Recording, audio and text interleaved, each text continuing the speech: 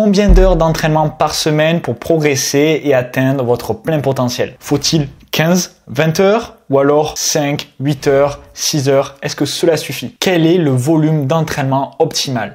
Vous devez sûrement vous poser cette question. Et ma réponse est simple. Aucun des volumes cités n'est utile. Ce qu'il vous faut, c'est trouver le volume qui vous correspond, car de nombreux facteurs vont venir influer sur ce volume cible. Et le volume idéal change d'un individu à l'autre. Dans cette vidéo, je vais donc vous aider à identifier le volume d'entraînement idéal pour vous, afin d'en tirer le plus de bénéfices, et je vais également vous donner des astuces pour l'augmenter dans le cas où il serait insuffisant. Allez, on est parti. Pour commencer, arrêtons de discuter en volume hebdomadaire et parlons directement en volume d'entraînement annuel. Le volume horaire d'entraînement annuel est bien plus utile car quand je demande le volume d'un cycliste, je pense que les résultats sont tout le temps surestimés car ils vont se baser sur leur meilleure semaine et ils vont ignorer la vision d'ensemble et ils vont ignorer le fait qu'ils ne se sont pas entraînés quelques semaines par exemple alors que ça pèse dans la balance. Pour déterminer son volume, il est donc plus juste de prendre son volume annuel et de le diviser par le nombre de semaines, à savoir 52, pour avoir le volume hebdomadaire moyen qui témoigne réellement de votre volume.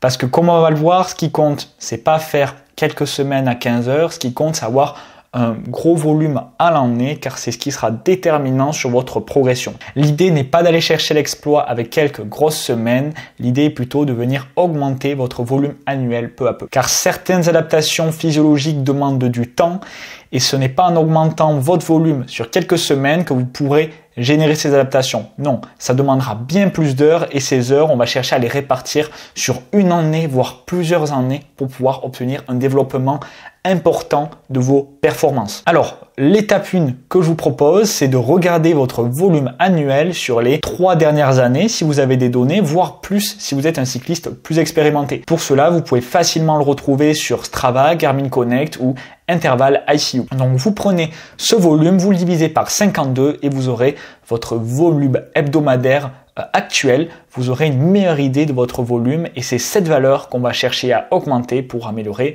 vos performances. En effet, je parle d'augmentation car l'augmentation du volume annuel a été mis en évidence comme un moyen pour augmenter vos performances. Il y a vraiment une corrélation entre l'augmentation du volume et l'augmentation des performances en respectant des critères, certains critères bien sûr qu'on verra un peu plus tard. Donc pour vous expliquer cela, on va prendre un cas concret avec une étude qui avait été réalisée sur l'illustre Thibaut Pinot pour observer l'évolution de son volume et de ses performances de ses 18 ans jusqu'à ses 23 ans, année où il est monté sur le podium du Tour de France. Donc, je vous affiche un schéma à l'écran qui représente l'évolution du volume annuel de Thibaut sur ces années, donc de 18 à 23 ans. Donc, sur l'axe horizontal, on retrouve son âge de 18 à 23 et sur l'axe vertical, on retrouve le volume horaire en heures, forcément. Et on se rend compte que l'augmentation de son volume l'a logiquement conduit à son premier podium. Et il y a forcément un lien entre volume et performance, même s'il n'y a pas que ça qui a joué dans la balance. Donc on peut constater que son volume est passé de 526 heures exactement pour l'année de ses 18 ans à 943 heures l'année de son sacre, ou du moins l'année de son podium pour être juste. Donc on constate donc que le volume annuel est très important et qu'il ne faut pas le négliger. Et pourquoi le volume est un paramètre si important? On va donc répondre à cette première question. Il faut savoir que quand on augmente le volume de tels ordres, il a doublé son volume de ses 18 à 23 ans, il a quasiment doublé son volume. Donc, cette augmentation a été induite par une augmentation du temps d'entraînement en zone 1 et en zone 2.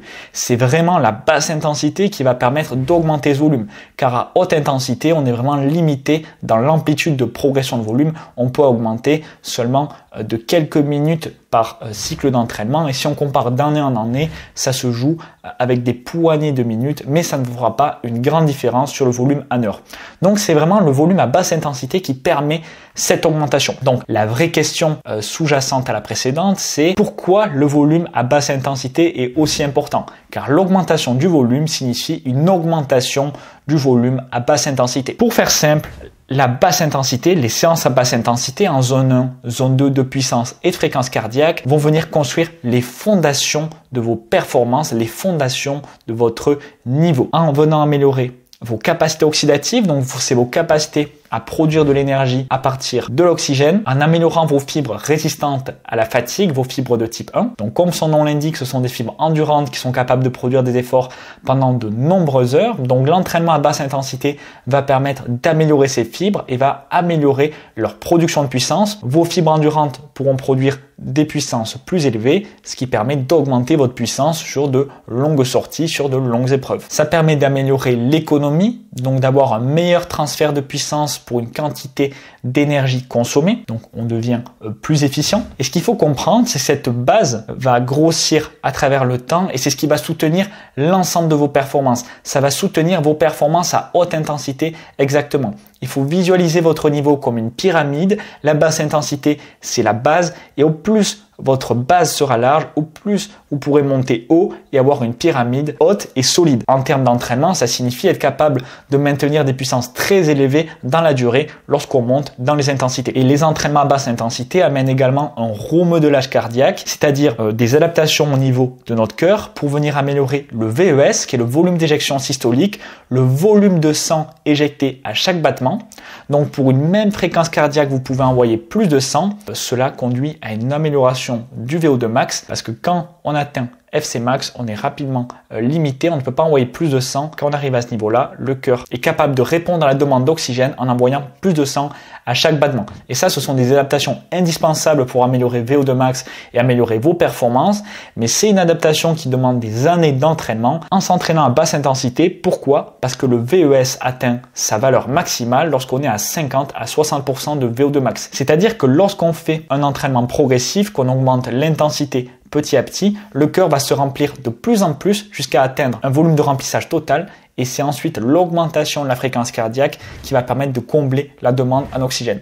Donc ce qui est génial, c'est que même à basse intensité, on va pouvoir développer des adaptations cardiaques pour impacter VO2 max. Donc les heures à basse intensité sont essentielles pour développer cela. Et il faut savoir qu'une stagnation des performances de manière globale est souvent due à une absence de base ou à une base trop faible. La taille de votre base déterminera l'amplitude de votre progression. Il faut savoir que dès que vous commencez à stocker des heures à basse intensité, vous élargissez la base de votre pyramide et forcément vous pouvez monter plus haut. Parce que si la base est trop faible, vous aurez beau vous efforcer à faire des séances de haute intensité, des séances de qualité, vous allez rapidement maximiser votre potentiel et vous ne pourrez pas obtenir de bénéfices additionnels. Et pour cela, vous devez d'abord élargir votre base pour pouvoir monter plus haut. Je trouve cette image vraiment très pertinente parce que c'est réellement ce qui se passe à l'échelle physiologique. L'ensemble de ces entraînements de basse intensité vont renforcer vos fibres de type 1 petit à petit et convertir vos fibres rapides, les rendre plus oxydatives, les rendre plus résistantes à la fatigue. Donc vos fibres rapides, c'est les fibres qui sont capables de maintenir des puissances plus élevées et en les rendant plus endurantes, vous pourrez maintenir ces puissances élevées plus longtemps dans la durée. Donc par exemple, si actuellement produire une puissance de 400 watts requiert d'utiliser 100% de vos fibres rapides, vous allez rapidement fatiguer, vous allez tenir, on va dire, seulement une minute. Mais si vous convertissez ces fibres petit à petit à des fibres endurantes, vous serez capable de maintenir ces 400 watts plus longtemps dans la durée. Donc c'est avec les heures d'entraînement, c'est avec l'augmentation de votre volume annuel de basse intensité que vous pourrez grappiller des fibres petit à petit pour pouvoir maintenir des puissances indécentes avec des fibres résistantes à la fatigue. Donc j'espère que cet aspect est vraiment clair et que vous l'avez compris, votre base est essentielle et on l'obtient en augmentant votre volume, il n'y a pas d'autre solution. Alors la question qui vient, quel volume sélectionner et comment le faire évoluer à travers le temps? Donc il faut savoir que votre volume d'entraînement est déterminé par 3 paramètres que je vous affiche à l'écran. On retrouve votre motivation, votre temps disponible et votre capacité de tolérance au stress. Ce sont les 3 paramètres qui vont limiter votre entraînement et vous devez vraiment être clair sur ces paramètres pour comprendre quel volume suivre. Donc à ce niveau-là, vous devez vous intéresser au volume hebdomadaire. Vous devez vous placer une limite de temps. Quel volume de temps vous êtes capable d'allouer au cyclisme? Forcément, vous avez d'autres éléments dans votre vie. Vous ne pouvez pas passer tout votre temps à vous entraîner. Donc, vous devez placer une limite à ce niveau-là. Également, placer une limite de motivation parce que certes, le cyclisme est votre passion, mais comme je viens de le dire, ce n'est pas toute votre vie. Donc, vous devez être clair sur l'investissement que vous souhaitez mettre là-dedans. Donc, vous pouvez par exemple le chiffrer à 10 heures par semaine, à 15 heures, que sais-je, chacun a sa limite. Et enfin, il y a la capacité de tolérance au stress. Donc, c'est votre capacité à tolérer une charge d'entraînement. Pour l'instant, vous êtes peut-être bloqué à 6 heures de volume hebdomadaire, mais avec l'entraînement, vous allez augmenter petit à petit jusqu'à atteindre vos 2 autres limites. Donc, placez vos limites, comme ça vous donnera une idée précise du volume annuel que vous pouvez réaliser. Donc, déterminez votre volume de départ, qui sera déterminé par une de ces 3 limites. Ta mission première sera de rester régulier autour de cette limite cible, c'est-à-dire chaque semaine réaliser le nombre d'heures qui te limite. Si ta limite est actuellement à 6 heures, tu vas faire 6 heures tous les semaines et c'est important de respecter cela. Donc si tu es limité par tes capacités physiques, je vais t'expliquer dans la suite de cette vidéo comment augmenter ton volume petit à petit pour ne pas griller les étapes. Et si tu es limité par la motivation et par la limite temporelle, reste quand même parce que je vais te donner des astuces pour grappiller quelques minutes à ton volume qui aura un impact énorme sur ta progression, donc reste bien attentif. Donc désormais, on va voir comment augmenter ton volume pour améliorer tes performances. Alors avant de te dévoiler tout cela, je t'invite à t'abonner à la newsletter La Science du Cyclisme avec le premier lien dans la description. C'est entièrement gratuit. Chaque dimanche, je t'envoie un article où je te donne des conseils d'entraînement exclusifs. Je t'apporte des éléments qui te permettront d'améliorer la qualité de ton entraînement, que ce soit sur l'entraînement, mais également sur les méthodes de récupération, sur la planification, bref, sur tous les sujets qui ont attrait à la performance et à l'amélioration de cette dernière. Sans hésitation, je t'invite à cliquer sur le premier lien dans la description et à t'abonner pour pouvoir lire ces articles-là. Donc, revenons à nos moutons. Alors déjà, si tu souhaites augmenter ton volume, ça ne doit pas être au détriment de la haute intensité. Dans tes semaines, il te faut des entraînements de haute intensité ou des entraînements au seuil et tu dois être capable d'augmenter ton volume tout en maintenant tes séances de qualité, sinon ça ne reste à rien. Il est très important de maintenir ta répartition des intensités. Pour cela, tu dois augmenter ton volume tout en gardant un paramètre fixe, à savoir l'intensité. Si en augmentant le volume, tu sens que tu es trop fatigué, que tu n'arrives pas à tolérer cette charge, ce n'est pas grave. Il te faut te laisser plus de temps, rester à ce volume, rester régulier et tu pourras augmenter par la suite. C'est vraiment quelque chose qui doit se faire progressivement, l'augmentation du volume. Tu dois augmenter par petits incréments, maintenir cela pendant quelques semaines, voir comment ton corps réagit et ensuite prendre une décision pour voir si tu décides de rester ou si tu décides d'augmenter encore plus. Donc, je peux par exemple te renvoyer vers la vidéo Pourquoi es-tu épuisé? C'était une vidéo où je t'expliquais la gestion de la fatigue et ça t'éclairera pour savoir si tu croules sous la fatigue ou si tu réagis positivement à ton entraînement. Et l'augmentation du volume doit bien venir par de la basse intensité, car augmenter le volume d'entraînement à haute intensité ne marchera pas. Au-delà de 2 à 3 séances d'intervalle par semaine, tu n'obtiendras pas de bénéfices additionnels et au contraire, tu crouleras sous la fatigue. Parce que ce qui va le limiter, c'est ton volume à basse intensité. Tu dois l'augmenter pour pouvoir débloquer des progrès potentiels à haute intensité, je te le rappelle. Donc, tu augmentes avec la basse intensité, mais tu dois rester prudent. Je te rappelle le principe de l'entraînement avec la surcharge progressive. Je te place le schéma illustrant cela à l'écran. Donc, lorsque tu fais une séance d'entraînement, lorsque tu appliques une charge, ta forme va baisser instantanément car il y aura de la fatigue. Le rôle ensuite est de récupérer pour éliminer cette fatigue et grâce aux adaptations réalisées par la charge d'entraînement, ton niveau va augmenter et tu vas surcompenser. Et c'est vraiment le cycle de la progression. Donc, si tu mets trop de charge d'un coup, que tu augmentes ton volume trop rapidement, tu vas descendre trop bas, la courbe va descendre trop bas et tu n'auras jamais le temps de remonter car ta prochaine séance va t'enfoncer encore plus dans la fatigue au lieu de t'aider à rebondir. Donc, la progression de volume doit vraiment être incrémentable.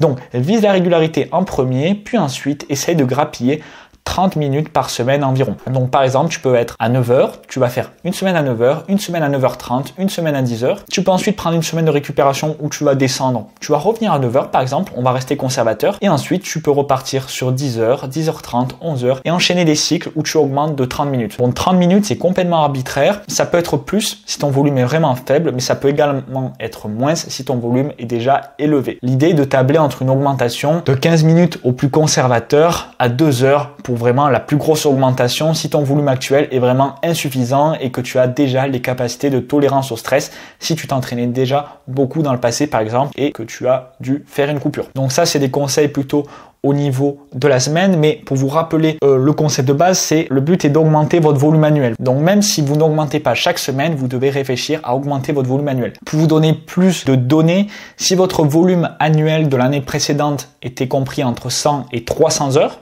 ce qui est déjà pas mal, vous pouvez augmenter le volume de l'année suivante de 50 à 150 heures. Donc vous pouvez diviser ces 150 heures par le nombre de semaines, voir combien d'augmentation vous devez faire, essayer de le lisser pour l'augmenter progressivement. Si vous êtes un coureur qui roule beaucoup plus, entre 300 et 500 heures à l'année, vous devez être plus conservateur et augmenter votre volume dans la catégorie 50 à 100 heures. Au-delà de 100 heures, ça fait un peu beaucoup. Et si vous vous entraînez vraiment beaucoup, que vous êtes un coureur sérieux qui s'entraîne plus de 500 heures à l'année, vous pouvez viser une augmentation de 10% par an environ. Donc voilà, dans le cas des 500 heures, vous augmentez de 50 heures, donc vous faites 550. L'année d'après, vous augmentez de 10% et vous pouvez grappiller un peu. Donc 10-15% pour être large, éviter les trop gros bons. Maintenant, je m'adresse à ceux qui sont limités en termes de temps et de motivation. Je vous donne une astuce qui est plutôt un message d'espoir, une incitation à grappiller quelques minutes par-ci par-là. Par exemple, je vous invite à rajouter des petits bouts d'effort, ne serait-ce des petits bouts de 20 voire 30 minutes si possible. Et je sais que tout le monde peut au final implémenter ces petits bouts d'entraînement. Je pense que ça vient d'une fausse croyance. On pense qu'il faut absolument sortir pour 2 heures minimum alors que c'est faux. Et si vous pouvez accumuler des petits bouts de 15, 20, 30 minutes dans vos semaines, cela aura un impact énorme sur l'année. Je vous donne un exemple tout simple. Si vous arrivez à caler 2 fois 30 minutes de vélo en plus dans votre semaine, donc par exemple 30 minutes sur Home Trainer avant d'aller au travail